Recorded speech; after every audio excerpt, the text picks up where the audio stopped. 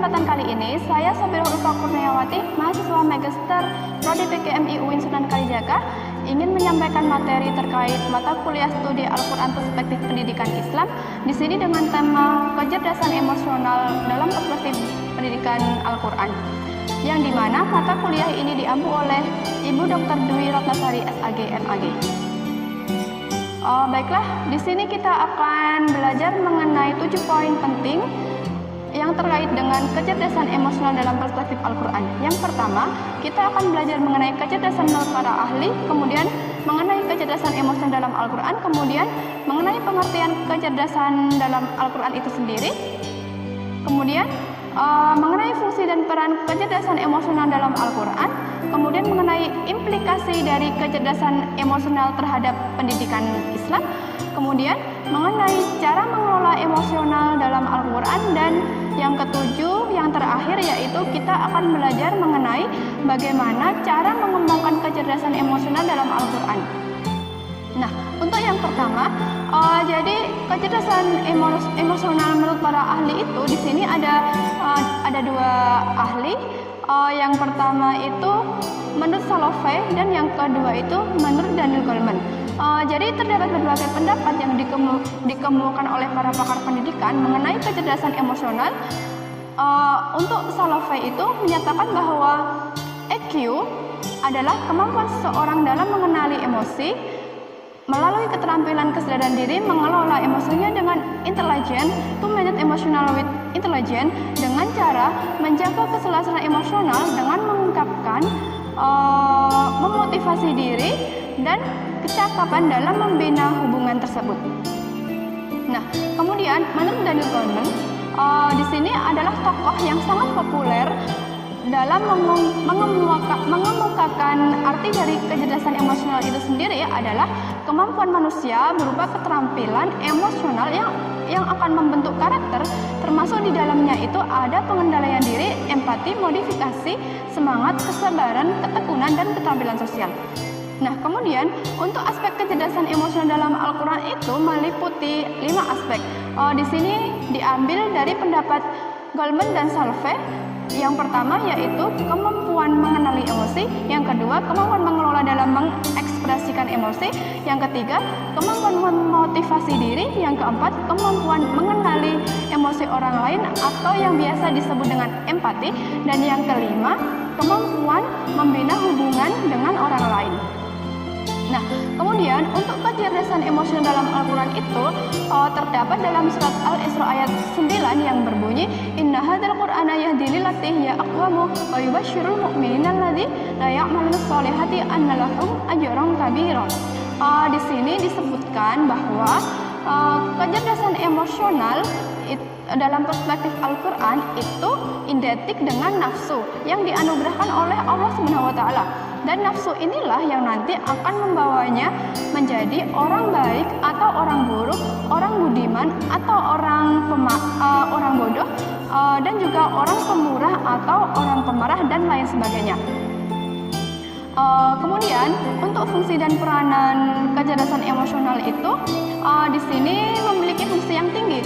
Jadi fungsi kecerdasan emosional itu bisa membesarkan, mendidik anak-anak hingga menyadarkan akan arti penting konsep ini, baik di lapangan kerja maupun di seluruh sektor kehidupan, baik dalam keluarga, sekolah maupun kehidupan bermasyarakat yang menuntut manusia itu untuk saling berhubungan.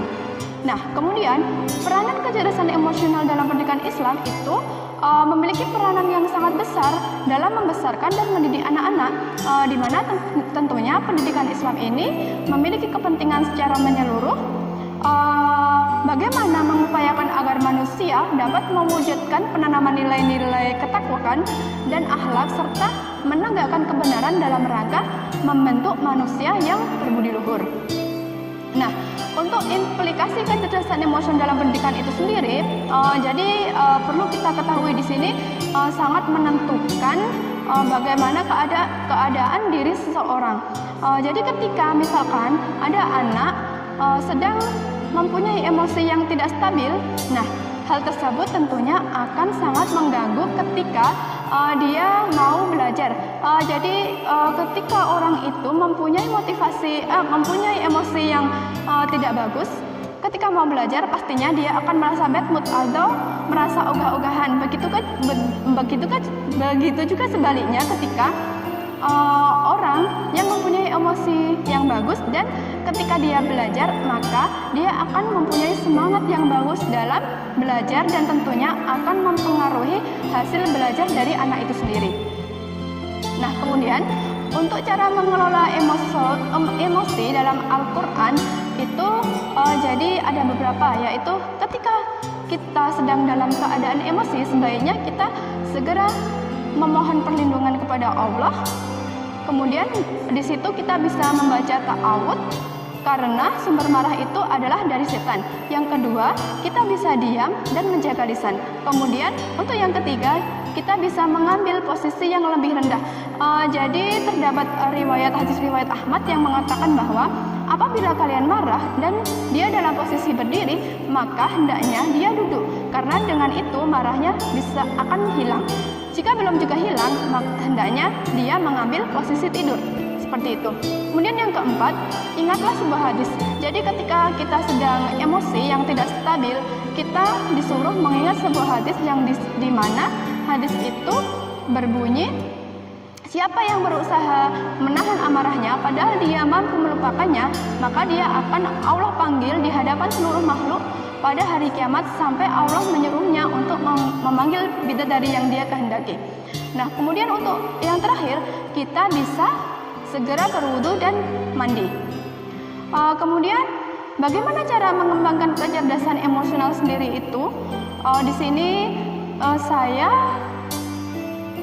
fokus membahas bagaimana cara kita mengembangkan kecerdasan emosional pada anak-anak SD atau MI kisaran untuk umur 7 sampai 13 tahun.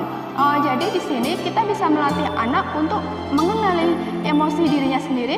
Kemudian yang kedua, kita bisa melatih anak tersebut untuk mengelola emosinya. Kemudian yang ketiga, kita bisa melatih anak memotivasi diri sendiri. Dengan dimilikinya motivasi dalam diri individu berarti memiliki ketekunan untuk menahan diri, mengendalikan dorongan, serta mempunyai perasaan motivasi yang positif, yaitu antusias dan optimis. Nah, kemudian baiklah, sekian presentasi dari saya. Jika ada kurang lebihnya saya mohon maaf. Semoga bermanfaat untuk kita semua. Satu pesan saya, ingat selalu pesan ibu dan jangan lupa protokol kesehatan COVID-nya ketika kita mau pergi kemana-mana. Wassalamualaikum warahmatullahi wabarakatuh.